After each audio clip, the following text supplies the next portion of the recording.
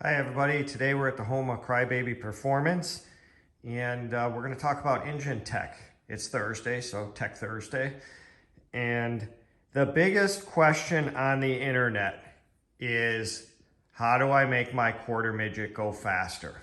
So we all want the fastest engine at the track, and so here we're going to show you, last week we showed you about the heavy flywheel, heavy crank. Today we're going to talk about camshafts, lobe separation, and the gear on the crank. So we talked about the easier stuff, which is the flywheel and the crank. Find yourself a heavy flywheel, you're right in the game. Find yourself a heavy crank, you're right there too. This topic is way more complicated, and the engine builders all know about it. And for special customers, they are doing it on those motors, and you can spot them on the racetrack. So let's get into it. Okay, so it's always good to have an engine book to teach yourself stuff that you don't know. I like this one. I've had this book for 25 years. I've read it cover to cover many, many times and always go back to it. Okay, here they show a picture of a camshaft and an explanation. If you move the cam this way or that way in the engine, you can produce more horsepower or more torque. Okay, it's all explained in the book. You can look it up on the internet, lobe separation angle. Okay, so now how this relates to a quarter midget is, here is the camshaft profile for a quarter midget. Everybody looks at this sheet and it blows their head off. Okay, let's just say on the intake at 50 thousandths, that means about right here on the camshaft. Okay, they're saying they're giving you 4 to 8 degrees. Well, a stock camshaft always comes in at 6 degrees. So they're giving you -2 degrees or +2 degrees. Okay, and you have to figure out which way you want that. Okay, then moving up the ladder, they say, here's the next dimension right about there on the camshaft. 22 to 27. It comes out to 24.5. Again, right in the middle of the spec. So why is USAC giving you 2 degrees minus or 2 degrees plus? Well, I can only imagine, for the people that know, that's the power secret here in the chart. Okay, and as you draw dots across this camshaft up to the top, here's the peak lift, which max lift is 227. Okay, the camshaft never comes in at 227. Ours was 221, which is a 0.5, which is about 5 thousandths from max lift. Then you go down the other side of the lobe, and that's the intake lobe.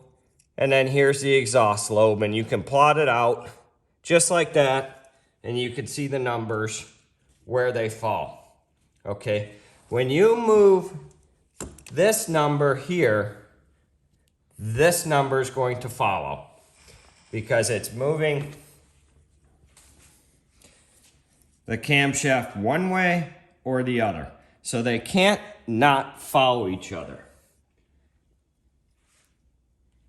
Okay, so in the USAC manual, it says crankshaft gear should not be removed.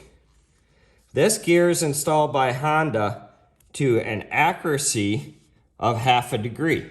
This statement is absolutely right. If you buy 10 of these camshafts, they could be 1/2 degree from each other. But what they're not telling you is they're giving you 2 degrees right here, plus or minus.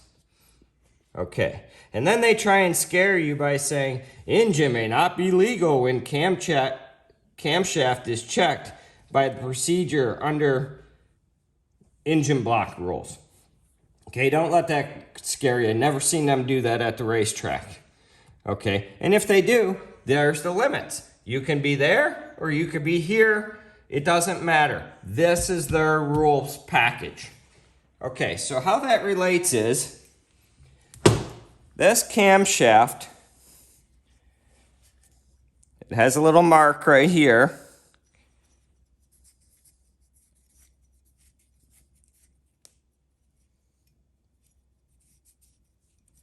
And it has a little mark right there.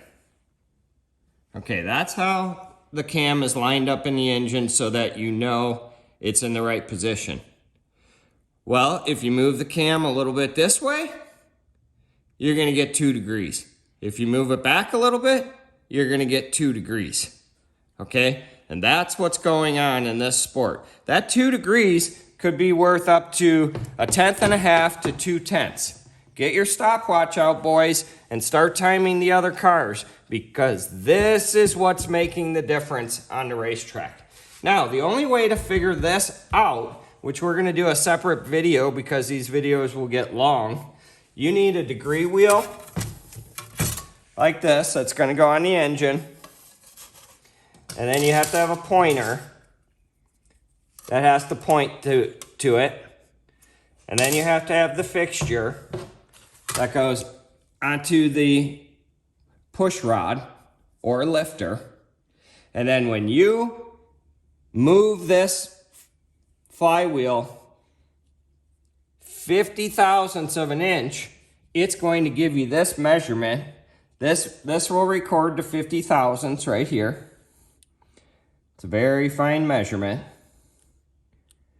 And then as you turn it, it will show you on the degree wheel where this falls in.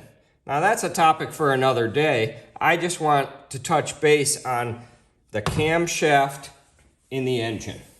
And big car engines are the same way, except they give you a little pin in the end of the camshaft, and you can put it in minus or plus depending on what you're trying to achieve.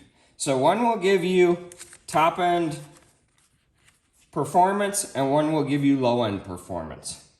So I hope you like our video today. So let me ask you a question. So what the engine builders, who are they giving this to? Are they giving it to everybody? Oh no, they're you know, you gotta beg for one that's got, you know, more horsepower or more torque.